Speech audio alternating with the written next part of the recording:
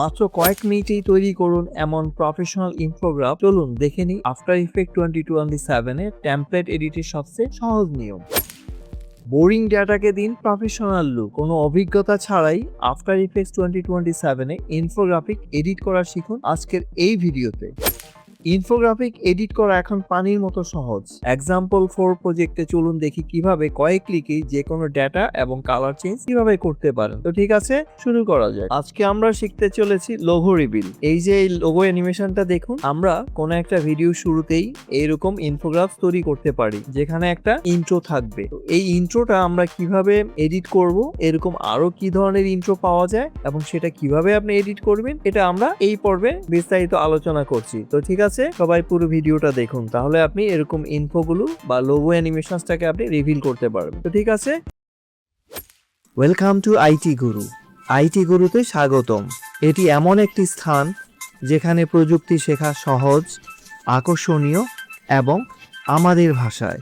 চলুন আজই শুরু হোক আমাদের শেখার যাত্রা একসাথে আইটি গুরুতে।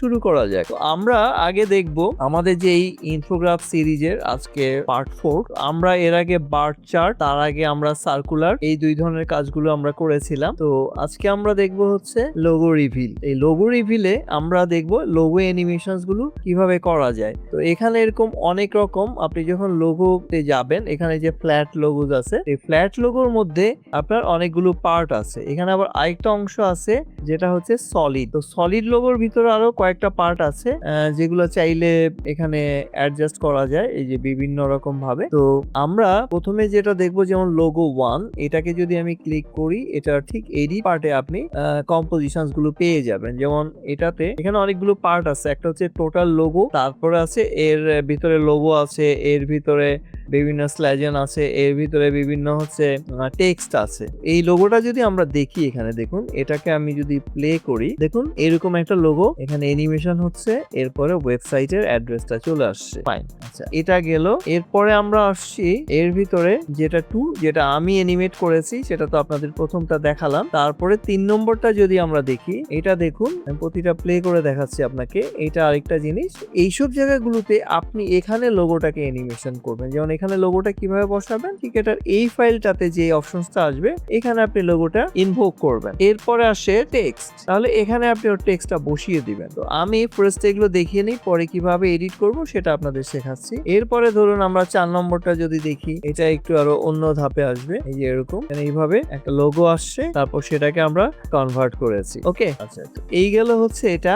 আমরা এরপরে ধরুন আপনি এই 5 নম্বরটা দেখলেন, এটাও একটু প্লে দেই আমি। এটাও এরকম একটা চমৎকার অ্যানিমেশন হবে। তারপর ওদিকে কোম্পানি ইনফরমেশনসটা, ওয়েবসাইটের ইউআরএলটা শো করছে। এই ধরনের ইফেক্টস গুলো বা ভিডিও গুলো আমরা সাধারণত কোনো ভিডিও শুরুতে আমরা বসিয়ে থাকি। তো আমি এখানে আপনাদের 4 নম্বর যে লোগোটা আছে সেটা একটু রিভিল করে দেখাই, বা আপনারা 2 নম্বরটা আমি কিভাবে করেছি সেটাও আমি দেখাতে পারি। যেমন এটা আমি করেছি, আসলে এই লোগোটা আমি এখানে বসিয়ে দিয়েছি বাকি, আর এই যে নিচে যে টেক্সটটা সেটা আমি চেঞ্জ করেছি। বাকি কাজগুলো কিন্তু যা ছিল তাই আছে। তাহলে আমাকে এখানে যেতে হয়েছে। যেমন এখানে আমি যখন যাব, এখানে দেখুন এই জায়গাটা আমি লোগোটা বসিয়েছি। ওকে, আচ্ছা আমি এটা পরে চলে গেছি। আমি যদি এটাতে যাই, 2তে যাই, এখানে এই যে এটা সেকেন্ডটা যেখানে আমি মূলত লোগোটা বসিয়েছি। এখানে এই জায়গাটা আমি আমার আইটি গুলো যে লোগোটা আছে সেটা জাস্ট বসিয়ে দিয়েছি, কিছুই করিনি। আচ্ছা, আর এখানে আমি এটা এক্সট্রা কারেকশন করেছি। এটাকে যদি আমি একটু যাই, এই যে টেক্সটটা এখানে বসিয়ে দিয়েছি, আগে এখানে অন্য লেখা ছিল।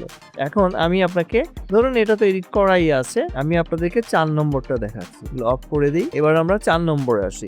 এটা আমরা কিভাবে এডিট করব, আমরা লোগোটা বসাবো মূলত এই অংশটার মধ্যে, ঠিক আছে। এরপর এটা থামবে, তারপরে এখানে ইনফরমেশনসটা আসবে। তো শুরুতে আমরা কি করব, আমরা চলে যাই ফ্ল্যাট লোগোর ভিতরে 4 নম্বর অপশনে। এই যে 4 নম্বরটা, এটার ভিতরে আমরা পাবো প্রথম অংশটা হচ্ছে পুরোটা, এই যে এখানে যা যা আছে, বাট এর ভিতরে আপনাকে লোগো বসানোর জন্য হচ্ছে এই জায়গাটা। এখানে আপনি জাস্ট এই বক্সের মধ্যে লোগোটা বসিয়ে দিবেন। তো আমি এখানে লোগোটা আমার অ্যাসেট থেকে এখানে নিয়ে আসছি। এই যে এই লোগোটা জাস্ট আমি ড্র্যাগ করে এখানে এনে ছেড়ে দেবো, তাহলে লোগোটা এখানে চলে আসবে। এই লোগোটা অনেক 4K সাইজের।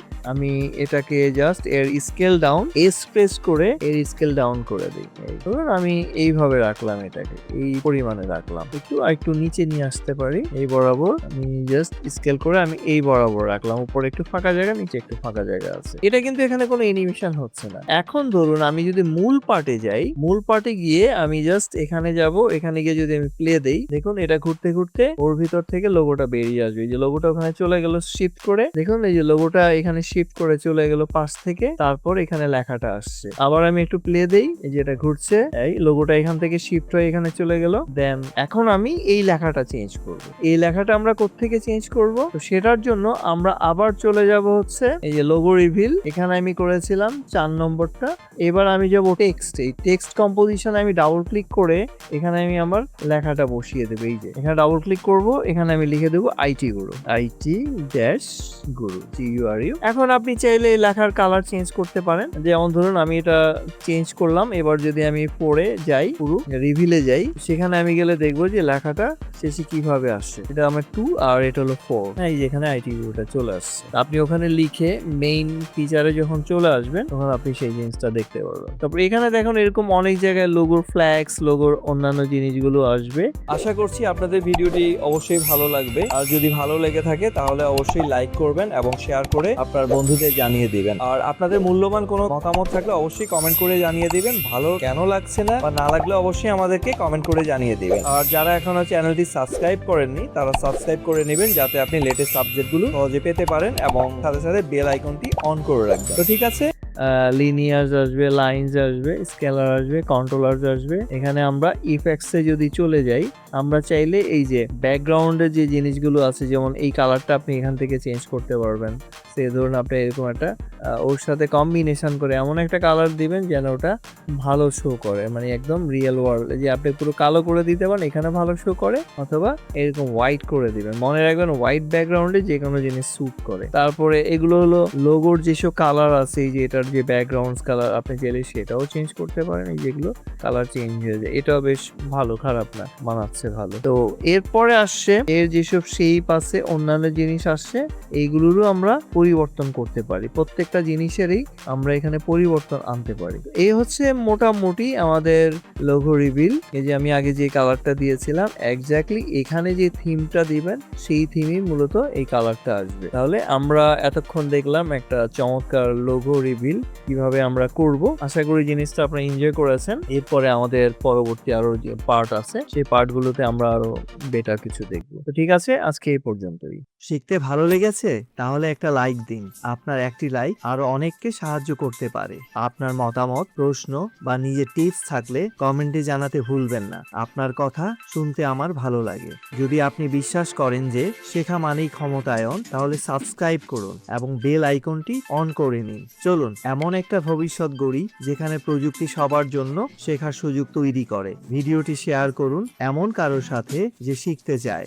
চলুন একসাথে এগিয়ে যাই।